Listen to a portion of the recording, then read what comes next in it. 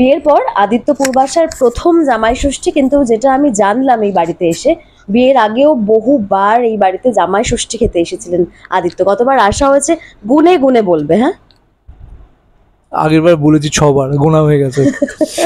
এবারের স্পেশাল ট্রিটমেন্টটা জানি একটু।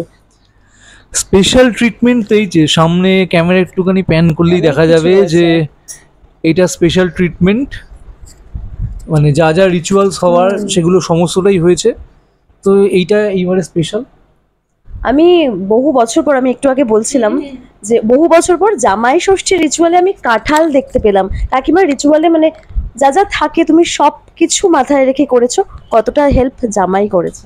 জামাই অনেকটাই হেল্প করেছে। সকালবেলায় উঠে স্নান টান সেরে কাকিমা কী করতে হবে ও দুব্বো টুব্বো সব গুছিয়ে দিয়েছে, কারণ কাউন্টিংয়ে হয়তো আমার ভুল হয়ে যেতে পারে।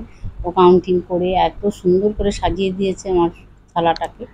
তারপরে শাড়ি পরছিলাম, শাড়িগুলো ঠিক করে দিয়েছে। কাকিমা ভালো লাগছে শাড়িটা পরে, আমাকে কমপ্লিমেন্ট দিয়েছে, মানে ওর কোনো ত্রুটি নেই। জামাইরা ছেলে হওয়া, শাশুড়িরা মা হওয়া, কিংবা বৌমারা মেয়ে হওয়া নিয়ে একটা চিরকালীন একটা চলে আসছে। তো কাকিমা কতটা ছেলে হয়ে উঠলো? ছেলে সম্পূর্ণটাই ধরো ছেলে হয়ে, যদিও আমি মানে কি বলবো যে ও মা জন্মদাতা মা আছে, উনি তো আছেনই। তাছাড়া আমি ওর কাছে আমি অনেকটাই হয়েছি, কিন্তু ও আমার কাছে অনেকটাই মানে জন্মদাতা মায়ের চাইতে মানে কর্মদাতার দিক দিয়ে এই 7 বছর ধরে আমি করছি। ওর আবদার, ও কাকিমা এটা বানাবে না যে খাবো, কাকিমা ওটা করবেন, কাকিমা এই জিনিসটা হবে, আর এ সবসময় জিজ্ঞেস করে কাকিমা আজকে কি খাবো, আচ্ছা আজকে কি করবো। ও জানে আমি একটা আইটেম কিছু ওর জন্য করবোই এক্সট্রা, মানে ও সেটার দিকে, কিন্তু ভাতটা খেতে চায় না ও, আদার্স সবকিছুই ভালো। ডায়েটে একটু বুঝতে হবে কাকিমা, জামাই তো একটু ডায়েট না করলে চলবে না। ও ভাতটা খাই না, অ্যাভয়েড করে, তাছাড়া সব খায়, মানে কোনো জিনিস বাদ নেই। পূর্বাশা কিন্তু সকাল থেকে প্রচুর কাজ করেছে। হ্যাঁ, যদিও জামাই ষষ্ঠী, কিন্তু বাড়ির মেয়ে হয়ে না ফাটিয়ে কাজ করতে হয়েছে আজকে। হ্যাঁ, কাজ করতে হয়েছে, সবকিছুতেই অল্প অল্প হেল্প করেছি। মানে ওই বলে না আইসিং অন দ্য কেক, মানে এইটা একটু এগিয়ে দেওয়া, এটা করা, ওটা হয়ে গেল, আচ্ছা দাঁড়াও একটু, এই টুকটাক করেছি। মানে খুব খাটাটা মাই খেটেছে। বেশ। আচ্ছা, আদিত্যর পছন্দের খাবার কি, মানে কাকিমার হাতের একটু জানি? আমার তো চিকেনের যে কোনো প্রিপারেশন ভালো লাগে, আর কাকিমা চিকেন মানে এক এক দিন এক এক রকম ভাবে হয়। পরোটা তো খুব নানা রকম পরোটা করে দিই, সেটা ওর খুব ফেভারিট। টিফিনে নানা রকম পরোটা যায়, মানে একদিন রাগির পরোটা যাচ্ছে, একদিন লাউয়ের পরোটা, একদিন বিয়ের পরে চেঞ্জ বলতে বোঝা যায় যে আমার যারা কলিগরা রয়েছে ওখানে শুটিংয়ে, আগে আমার রেগুলার একটাই আইটেম থাকতো, তো সেটা চিকেন ওটস, মানে যেটা আমি নিজে বানাতাম এবং খুব ভালো লাগে খেতে, মানে সত্যি বলতে খুব ভালো লাগে, এবং সেটা চটজলদি হয়।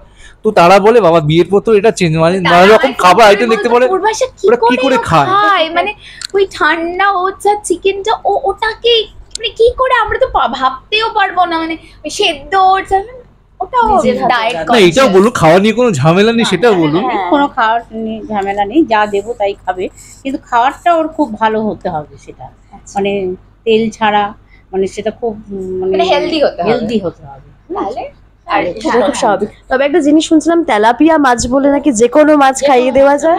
এইটা একটা ছোটবেলার গল্প, সেটা এখনো চলছে। না না, অ্যাকচুয়ালি আমার শাশুড়ি বলেছে যে দিদি ও যদি কোনো মাছ না খেতে চায়, অ্যাকচুয়ালি আমি আগে কোনো মাছ খেতাম না খুব একটা, মানে ওই তেলাপিয়া মাছ বা রুই মাছ ওইটা ওই কাছাকাছি সমগোত্রীয় লাগতো বলতে, বাকি তো ইলিশ মাছ তো আমি এখনো খাই না।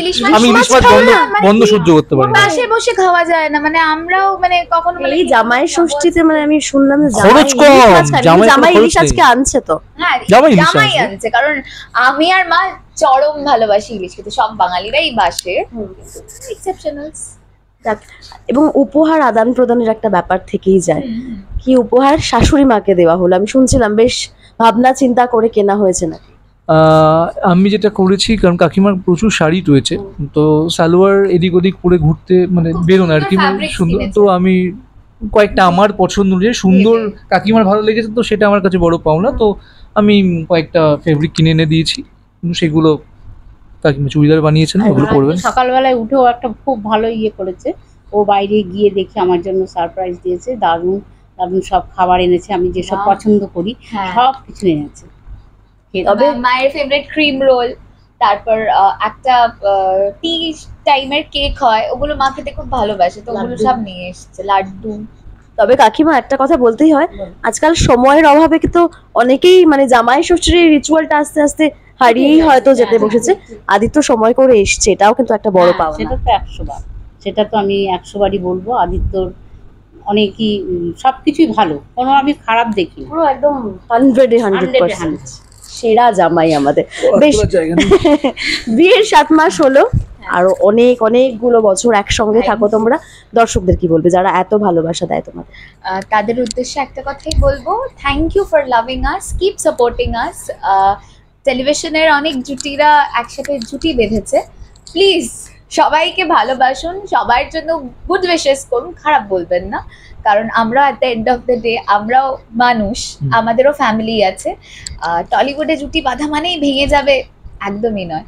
অনেকেই একসাথে থাকে, অনেক জায়গার জুটি ভাঙে তাদের নিজেদের পরিস্থিতির চাপে, যাতে মানুষগুলো ভালো থাকে। দুটো মানুষের ভালো থাকা, একসাথে বা আলাদা হয়ে ভালো থাকাটাই ইম্পর্টেন্ট।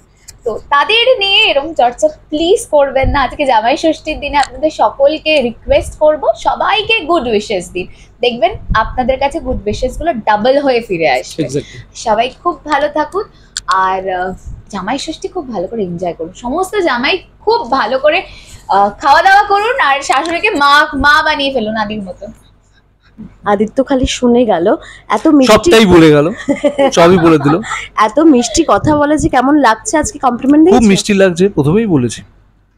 থ্যাংক ইউ, খুব ভালো থাকবে এভাবে। Thank you so Thank you. Much.